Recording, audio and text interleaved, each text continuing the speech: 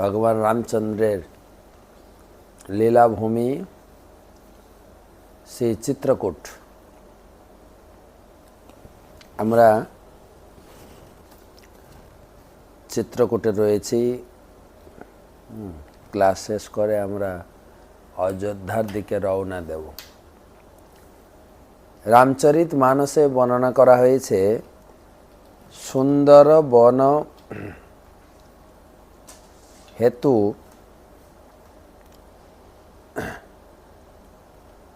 সুন্দর বন কুসুমিত অতি শোভা গুঞ্জত মধুপ নিকর মধুলোভা। এই চিত্রকূটের শোভা অত্যন্ত সুন্দর, মনোলোভা, সুন্দর কুসুমিত, ফুল ফলের দ্বারা শোভিত। আর এখনো এত সুন্দর দেখতে, হরা ভরা, এখনো ততটা জনবহুল তৈরি হয়নি। সুন্দর বন কুসুমিত অতি শোভা গুঞ্জত মধুপর নিকির মধুলোভা। মধুকর মানে হচ্ছে মৌমাছি। মৌমাছি মধুর লোভে সবসময় ভনভান ভনভান করে বিচরণ করছে। কন্দমূল ফলপত্র সুহায়ে ভয়ে বহুত জপতে প্রভু আয়ে। ভগবান রামচন্দ্র যখন এসেছিলেন এই বনবাসকালে 11 বছর এখানে অবস্থান করছিলেন। কন্দ ফল মূল একদম ভরে ছিল। কেন? প্রভুর সেবার জন্য। ভয়ে বহুত জপ্ত প্রভু আয়।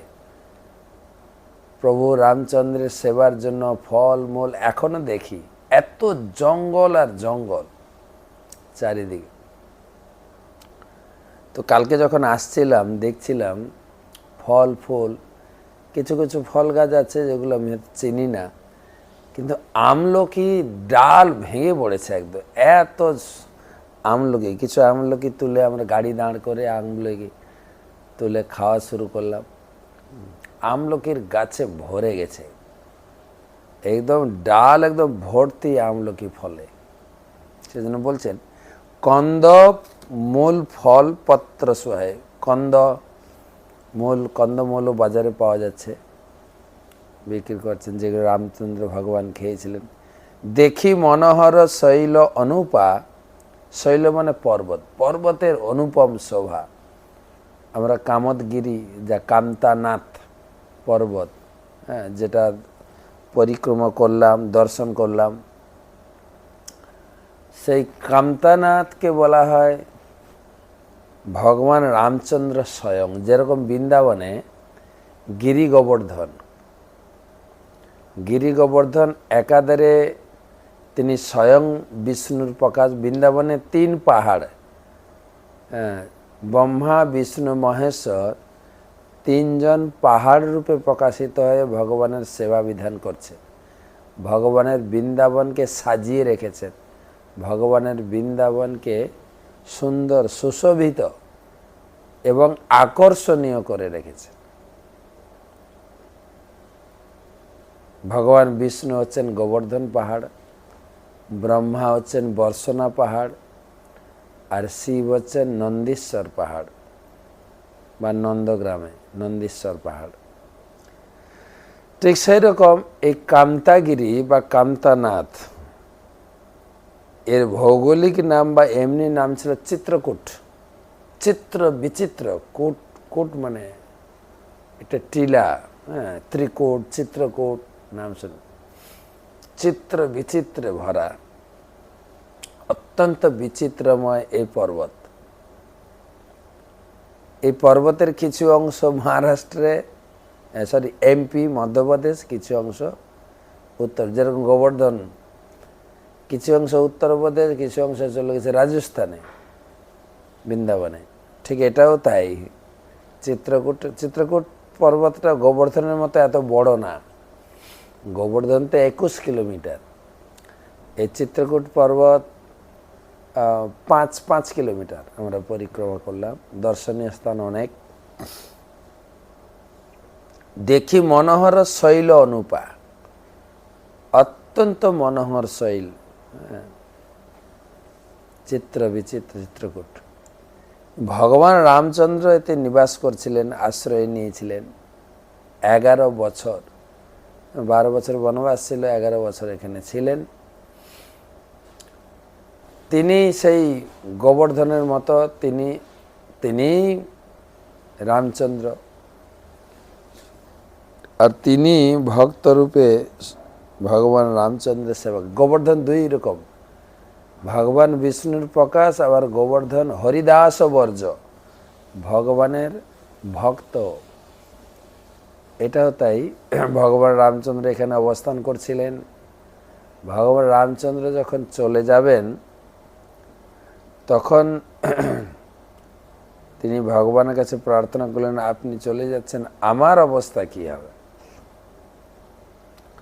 ভগবান রামচন্দ্র তাকে আশীর্বাদ দিয়েছিলেন, তুমি এখানে থাকো, কামতানাথ বা কামদগিরি, ওখানে যখন গিরি গোবর্ধন গিরি,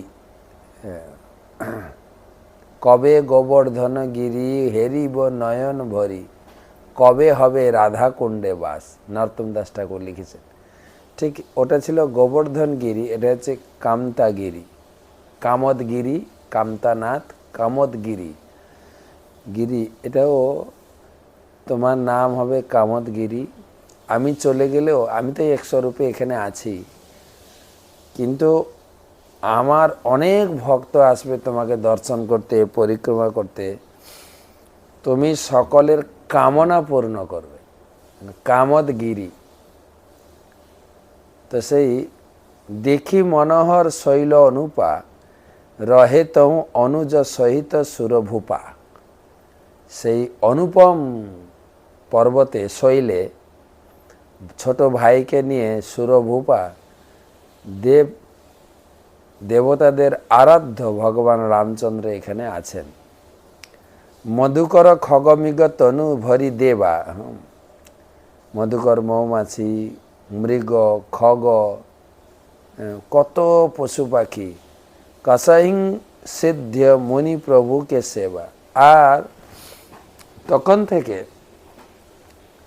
কত মুনি ঋষি এখানে তপস্যা করছে, কত আশ্রম এখানে তৈরি হয়ে। যদিও এই পর্বত থেকে একটু দূরে এখানে নদী শোভা পাচ্ছেন, মন্দাকিনী, গঙ্গা অভিন্ন মন্দাকিনী, ছোট্ট ধারা, যেখানে অনসূয়া নিয়ে এসেছিলেন, তার কাহিনীও শোনাবো। তো সেই মন্দাকিনী ধারা পুরো চিত্রকূটকে বেষ্টন করে রেখেছেন। ছোট্ট ধারা, সুন্দর জল, পরিষ্কার পরিচ্ছন্ন স্রোত বইছে, বলতে গেলে খরস্রোতা, খুব তেজ গতিতে বইছে। আরে আমি গত এপ্রিল মাসেও এসেছিলাম আমাদের সংকীর্তন ভক্তদের নিয়ে, বা আমি এসেছিলাম আমাদের মায়াপুরে ব্যবসায়ী কমিটি ভক্তদের যে দোকানপাট আছে তাদের একটা টিম এসেছিল মে মাসে, এই বছর না, গত 2-3 বছর আগে। তো সেখানেও দেখে সব সময় জল আছে, জল স্রোতের খুব খরস্রোতা বইছে। তো মধুকর খগমেঘ ধেনু রহি দেবা, কসই সিদ্ধ মুনি ঋষিরা ছড়িয়ে আছেন এই কামতাগিরি পাশাপাশি। যে জঙ্গল, তো বিভিন্ন জঙ্গলে রয়ে ভজন সাধন করছেন। মঙ্গল রূপ ভজৌ বনত বসে, কিন্ন নিবাস রমাপতি জপসে। যখন থেকে ভগবান রামচন্দ্র এখানে নিবাস করতে শুরু করলেন, তখন থেকে মুনি ঋষি যোগী এবং পশু পাখিরা, দেবতারা স্বয়ং পশু পাখি হয়ে এখানে ভগবান রামচন্দ্রের এই ধামে বসে ধ্যান তপস্যা করছে।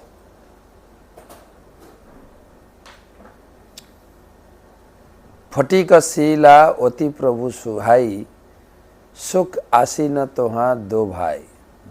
স্ফটিক শিলা, এখানে ভগবান রামচন্দ্র এসে প্রথমে যেখানে নিবাস করছিলেন সেই স্ফটিক শিলা ভগবানের লীলাভূমি, এখানে কি কি দর্শনের স্ফটিক শিলা একটা দর্শনীয়, স্ফটিক শিলার কাহিনী বলবো। এবং ভগবান রামচন্দ্র, লক্ষণ ভাই, সীতা দেবী এখানে অবস্থান করছিলেন। মঙ্গল রূপ ভৌত বন তবসে কীর্ণ নিবাস রমাপতি জবসে ফটিক শিলা অতি প্রভু সোহাই সুখ আসিন উহা দো ভাই। স্ফটিক শিলা, বিচিত্র স্ফটিক শিলার কাহিনী এখানে বর্তমান। কহত অনুজ সন কথা অনেকা ভগতি বিরতি নীতি বিবেকা। মনি ঋষিগণ এখানে বসে সব সময় রামের কথা, রামচন্দ্রের লীলা কথা ভরপুরভাবে কীর্তন করছে। তো সেই কামতাগিরি আমরা দেখলাম, মুখারবিন্দ, লক্ষণ পাহাড়ি, রাম ভরত বিলাপ, ব্রহ্মকুণ্ড। ব্রহ্মকুণ্ড যেখানে ভগবান প্রথমে এসে রাম লক্ষণ সীতা যেখানে অবস্থান করছিলেন, ব্রহ্মকুণ্ড। আর লক্ষণ পাহাড়ি, যেখানে লক্ষণ দাঁড়িয়ে রাম সীতার পাহারা দিতেন একটু টিলার উপরে, এবং যেখান থেকে লক্ষণ দেখতে পেয়েছিল যে ভরত পুরো সৈন্য দৈন্য নিয়ে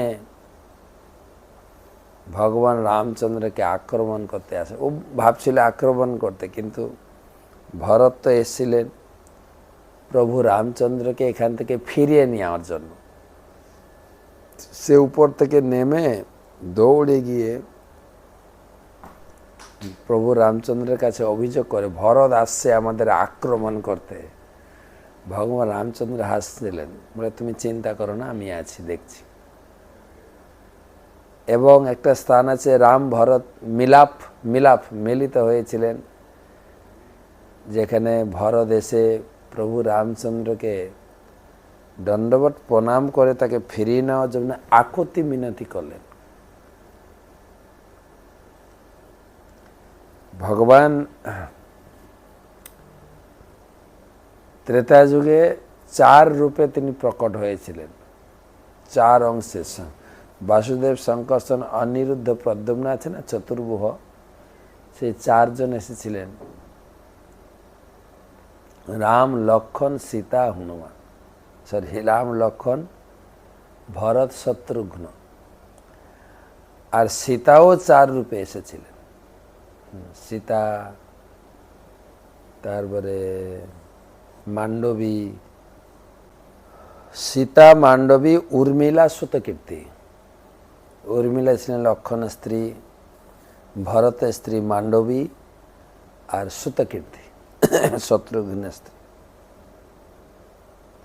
সীতা যেরকম ভগবান রামচন্দ্রকে ছেড়ে থাকতে পারলেন, রামচন্দ্রের তো বনবাস হয়েছিল, লক্ষণ সীতার তো হয়নি।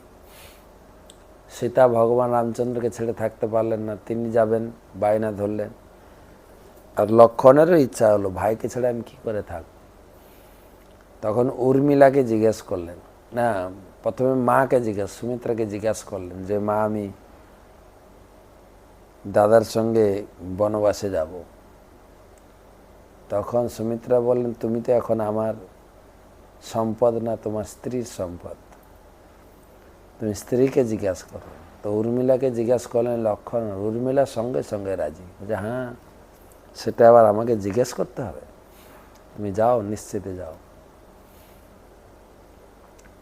তো ভগবান যেরকম 4 স্বরূপে এসেছিলেন, সীতাও 4 রূপ ধারণ করে 4 ভাইয়ের সেবা করেছিলেন।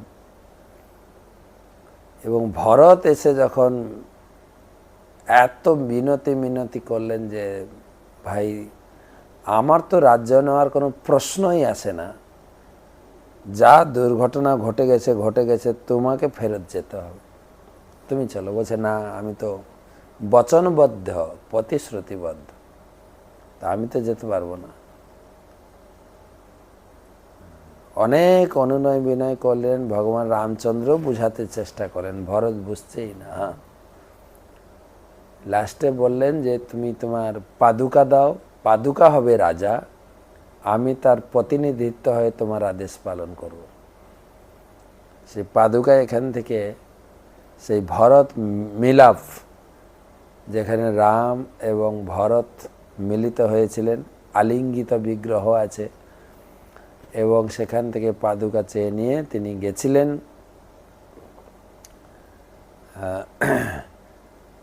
যেরকম গিরি গোবর্ধনে মুখারবিন্দ আছে, মনে হয় এটা হচ্ছে গিরি গোবর্ধনের মুখমণ্ডল, এখানেও মুখারবিন্দ, যেখানে সেই পাহাড়ের সেখানে সব কিছু নিবেদন করা হয়, পুজো করা হয় সেখান থেকেই। সুতরাং কামতাগিরি হচ্ছেন গিরি গোবর্ধনের মতোই, সেইভাবে পুজো করা হয়।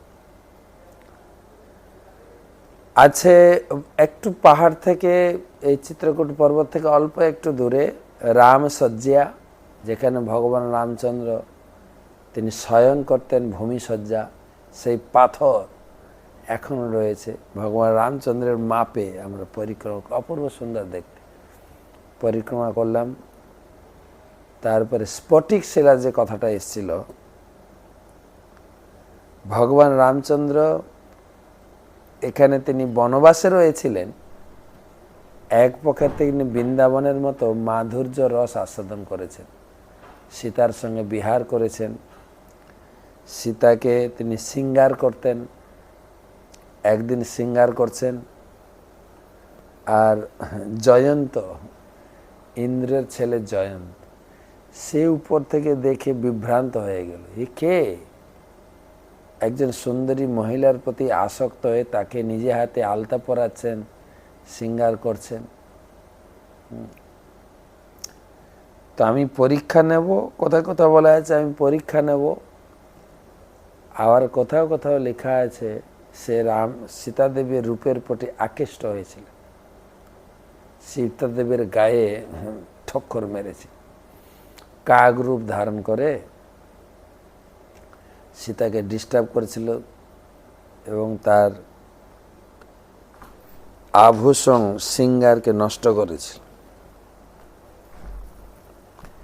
তো সীতা দেবীর চরণে অপরাধ করার ফলে ভগবান তাকে শাস্তি দিয়েছিলেন।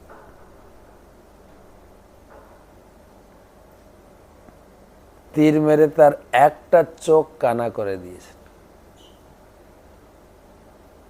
ভগবান তীর মেরেছেন আর সে কাক দৌড়াচ্ছে, কোথায় যাবে? তীর তার পিছনে ছুটছে। সেই জন্য কাকের এক চোখ কানা দেখবেন, কাক আপনার পাশ দিয়ে চলে গেলে সে দেখতে পান, এরকম দেখে তাকিয়ে দেখে, একবারে দিকে একবারে দিকে। তো সেই স্ফটিক শিলা, যেখানে ভগবান রামচন্দ্রের চরণ চিহ্ন, সীতা দেবীর চরণ চিহ্ন, ভগবান যেখানে সীতা দেবীকে শৃঙ্গার করছিলেন, সেই ছোট্ট একটা পাথর, যেখানে ভগবান বসে সীতা দেবীকে শৃঙ্গার করে, সেই পার্বত, সেই ছোট্ট পাথর স্পর্শ, প্রণাম, পরিক্রমা করতে হয়। হনুমান ধারাটা প্রায় 500, 550, 600 সিঁড়ি উপরে, যেখানে রোপওয়ে আছে, কিছু লোক হেঁটেও যাচ্ছেন, রোপওয়ে আছে। আমি অবশ্য এবারে যাইনি, আমি আগে গেছিলাম, তখন ছিল প্রায় 5 বছর আগে, 150 টাকার টিকিট, এখন জানি না কত। রোপওয়ে হনুমান ধারা, যেখানে হনুমান ওখানে বসে তিনি প্রভু রামচন্দ্র তথা এটা পুরো চিত্রকূট পর্বত ওখান থেকে পাহারা দিতেন।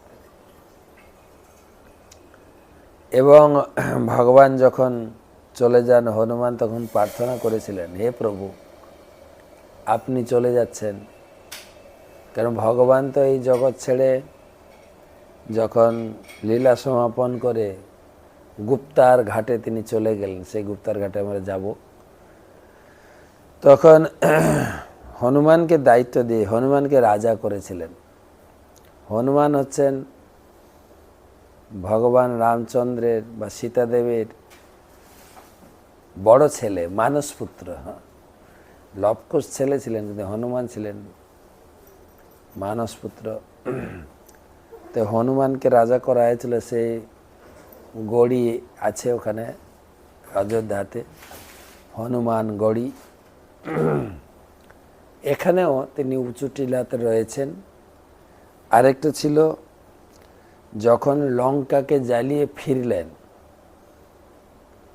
হনুমানের শরীর পুড়ে গেছিল, তো খুব জ্বালা অনুভব করছিলেন। ভগবান কাছে প্রার্থনা করছেন, আমি অত্যন্ত জ্বালা অনুভব করছি, আমার শরীরকে শীতল করা দরকার, কিছু একটা ব্যবস্থা করো। ভগবান তখন সেই পর্বত থেকে ধারা, জলের ধারা তার ছাতির উপরে পড়েছিল, সেই ধারা এখনো পড়ছে, এখনো সেই ধারা আছে। সেই ত্রেতা যুগ থেকে এখনো অখণ্ড ধারা। বর্ষাকালে জল বেশি আসে, নাহলে সারা বছর জল পড়তে থাকে। এটাও একটা দর্শনীয়, প্রায় 550-600 সিঁড়ির উপরে। ওই পর্যন্ত আমাদের রোপওয়ে, আপনি রোপওয়ে যেতে পারেন। ওখানকার সাধু মুনি ঋষি অনেক অবস্থান করছেন ওখানে, আবার মার্কেটের মতো হয়ে গেছে। ওর উপরে আবার প্রায় 50-60 সিঁড়ি এগোলে বলে সীতা রসই, ওরা ওটা বানিয়েছে বলে, এখানকার লোক বলছে। আমি ওটা দেখেছি, সীতা রসই, হনুমান ধারা। তাহলে কামদগিরি, রামসজ্জিয়া, স্ফটিক শিলা, হনুমান ধারা, ভরতকূপ। ভরতকূপ দর্শনীয়। এটা আমাদের কামদগিরি থেকে 10-12-11 কিলোমিটার, যেখানে ভরত অপেক্ষা করছিলেন ভগবান রামচন্দ্রকে ফিরিয়ে নিয়ে অযোধ্যাতে রাজা করবেন। আর ভগবান গেলে রাজ্য অভিষেক হবে, সেই জন্য ভরত বিভিন্ন তীর্থ থেকে জল সংগ্রহ করে সেই কূপে রেখেছিলেন, সমস্ত তীর্থের জল। সেই জল এখনো প্রসিদ্ধ, ত্রেতা যুগ থেকে। ওখানে যত তীর্থতে যান, ওখানকার লোকাল লোক ওখানকার জল পান করেন। সর্বরোগহর সেই ভরত কূপের জল। গুপ্ত গোদাবরী, ভগবান রামচন্দ্র, সীতাদেবী, লক্ষণ যে গুফাতে বাস করতেন, দুটো সুন্দর বিচিত্র গুফা, একদম পাহাড়ের ভিতরে। আগে তো আমরা এমনি যেতাম, আর সবসময় জল থাকে, গোদাবরীর জল, হাঁটু জল। হাঁটতে হাঁটতে হাঁটতে হাঁটতে একদম ভিতরে চলে যাবেন, যেখানে ভগবান রাম সীতা স্নান করতেন। সেখানে এক অসুর এসে, তস্মিন গোদাবরী পুণ্যা নদী পাপ প্রমোচিনী গুপ্তিয়া গোদাবরী নামনা খ্যাতে পুণ্য বিবর্ধী। পুণ্য বিবর্ধিনী সেই গোদাবরী, গুপ্ত গোদাবরী।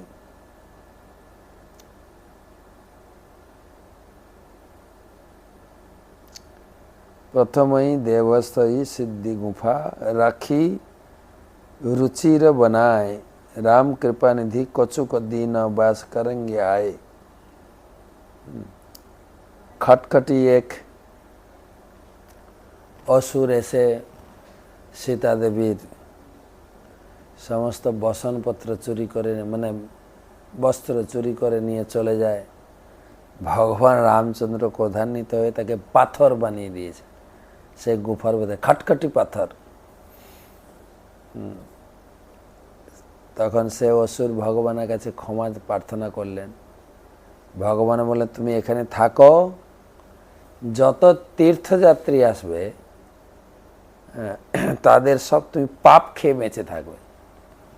তো ওখানে গেলেই গুপ্ত গোদাবরী দর্শন স্পর্শন এবং সেই গুফাতে প্রবেশ করলে আপনি সম্পূর্ণরূপে সে খটখটি অসুর আপনার পাপ খেয়ে আপনাকে পাপ মুক্ত করবে। ভিতরে রাম সীতার মন্দির রয়েছে, অপূর্ব সুন্দর। এখন অবশ্য টিকিটের ব্যবস্থা আছে, টিকিট কেটে যেতে হবে, 25 টাকা টিকিট। তো সেটা গুপ্ত গোদাবরী, মানে সেখানে ভগবান রামচন্দ্রের সেবার জন্য মেখল সুতা গোদাবরী ধন্যা, কে বলে মৈনাক, কে বলে মেখল। মৈনাক পর্বতের কন্যা রূপে যেরকম সতী এসছেন পার্বতী, ঠিক সেভাবে গোদাবরী প্রকাশিত হয়েছে। গোদাবরী ওখানে প্রকাশিত হয়ে ওই গুফার ভিতরে একটু প্রবাহিত হয়ে ব্যাস অন্তর্ধান হয়ে গেছে, মিলিয়ে স্রোত বইছে হালকা, তার জলটা কোথায় চলে যাচ্ছে, সেই জন্য গুপ্তভাবে সেখানে রয়েছে।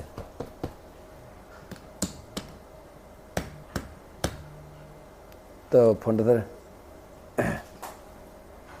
তো গুপ্তভাবে সেখানে রয়েছেন।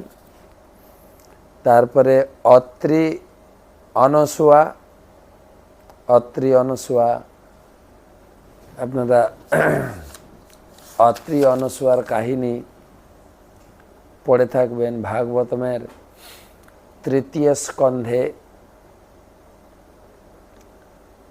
সে কর্দমণির প্রসঙ্গ, কর্দমণির বিবাহ হয় দেবাহতির সঙ্গে।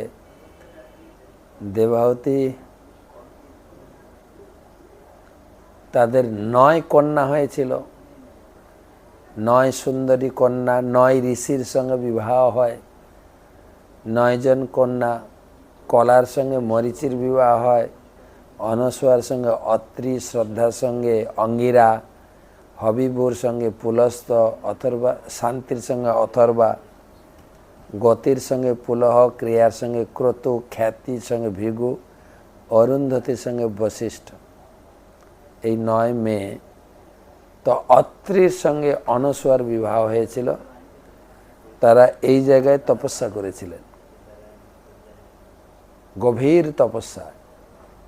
সত্যযুগে তখন ধ্যান ছিল, এক পায়ের উপরে দাঁড়িয়ে স্বামী স্ত্রী তপস্যা করেছিলেন। এটা পুরো শুকনো ভূমি ছিল। অনসুয়ার পিপাসা মেটানোর জন্য অত্রি দেবী, অত্রি মুনি, তিনি মন্দাকিনীকে প্রকাশ করেছিলেন এখানে। সেই মন্দাকিনী নদী অপূর্ব সুন্দর দেখতে, পাহাড়ের মাঝখান দিয়ে তিনি বয়ে চলেছেন। স্ফটিকের মতো জল, জলের ভিতরে সব দেখা যাচ্ছে, কত মাছ, খাবার দিলে মাছ আছে। পাহাড়ের ভিতরে এই মন্দির, সমতল, গাড়ি চলে যায় পাহাড়ের ভিতরে মন্দির। এটা আপনার চিত্রকূট থেকে, অরিজিনাল চিত্রকূট থেকে 18 কিলোমিটার দূর। অত্রি অনুসূয়া ওখানে তপস্যা করেছিলেন।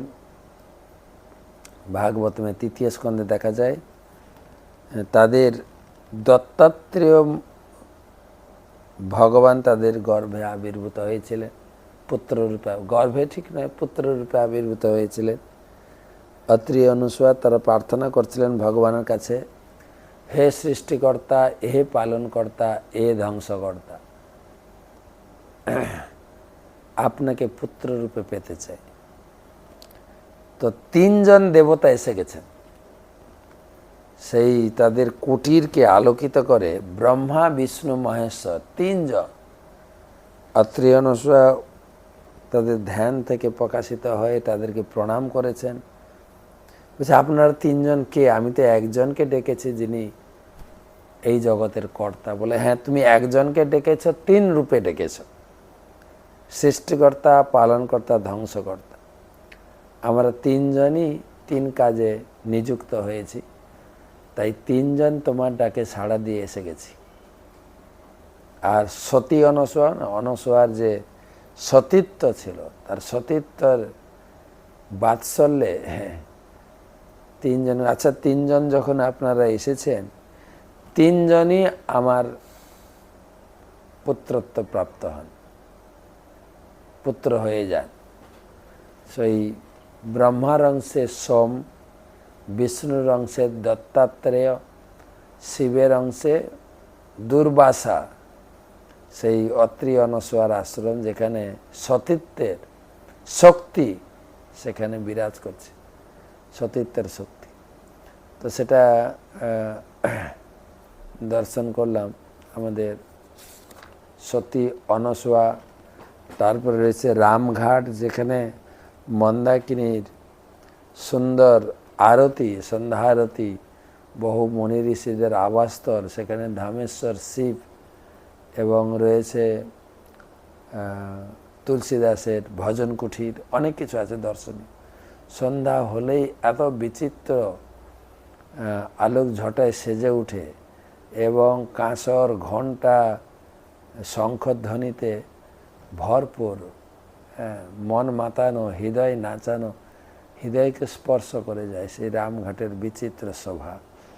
আর অনেক কিছু আছে, মোটামুটি এই পর্যন্ত জেনে রাখেন। চিত্রকূট এলে এই জিনিসগুলো দর্শন করবেন। ভাগবতের দুটো শ্লোক পড়ি।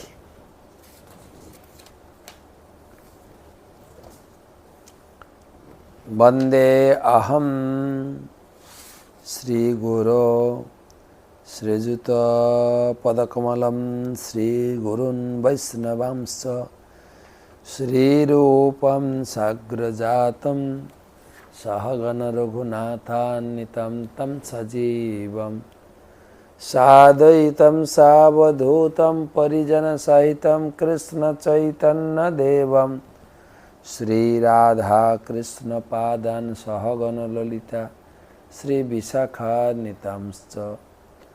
নম ওং বিষ্ণুপাদায় কৃষ্ণপ্রেষ্ঠায় ভূতলে শ্রীমতে ভক্তিবেদান্ত স্বামিনিতি নামিনে।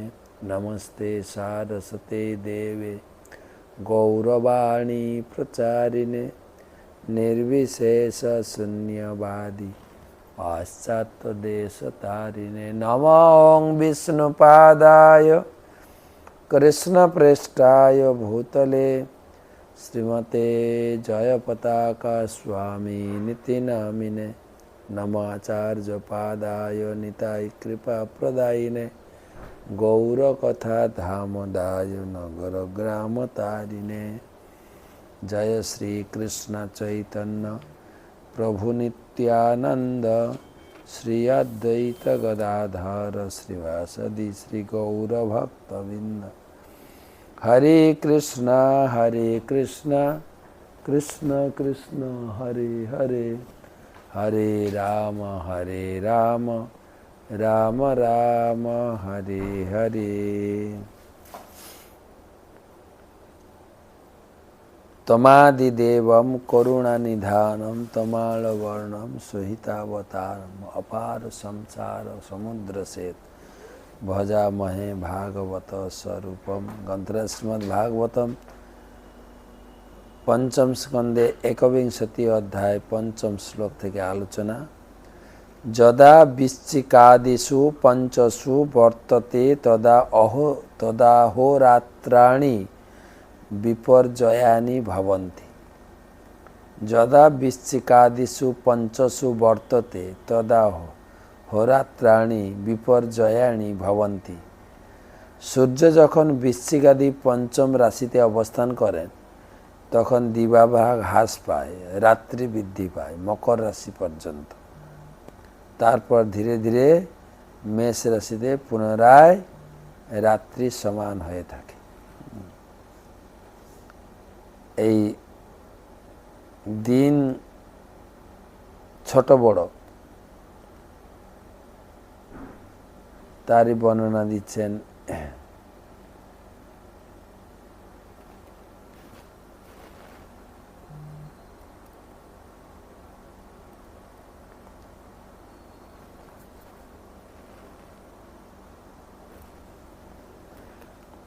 যেটাকে বলে উত্তরায়ণ দক্ষিণায়ন। উত্তরায়ণে রাত্রি বৃদ্ধি পায়, দক্ষিণায়নের দিন, তাই দক্ষিণায়নটা গরম, উত্তরায়ণটা ঠান্ডা।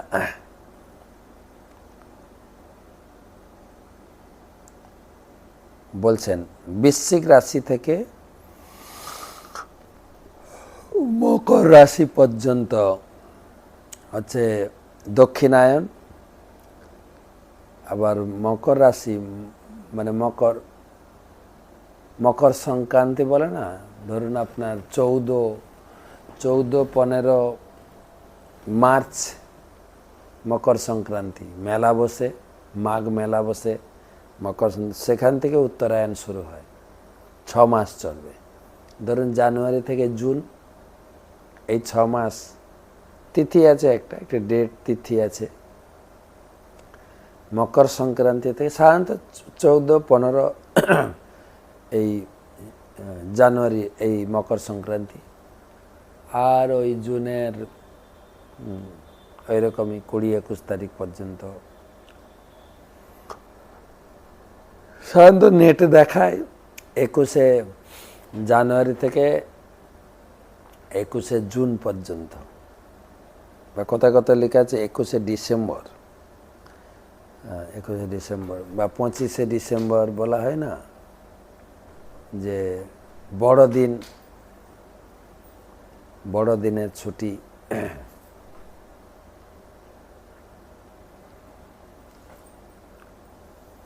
তো